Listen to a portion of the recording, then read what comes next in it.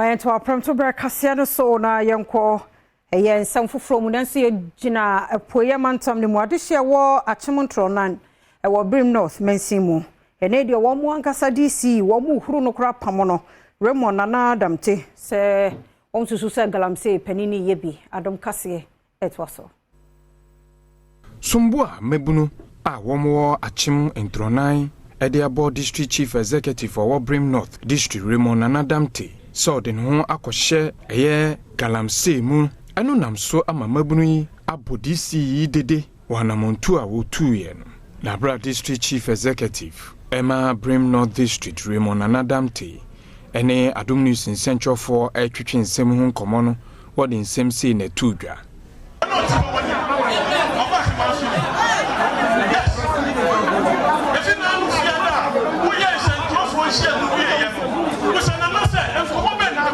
Actually, none of you might conquer. None of you might conquer.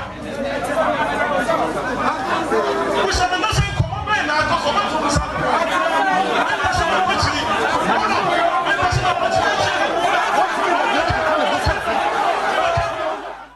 Adom News in Central for any ohene one patemo twetwe nkomo nana asiedu akra a otoso mienu ede tudwa se Sabi DCE or say me mako jisika ana say ya bre misika wa ha eye nne ya sabi me nye galamsey ono ede me ko jina e kan say me tu galamsey wo me fie wo mahin fie ya me tu galamsey of ancestral for land gas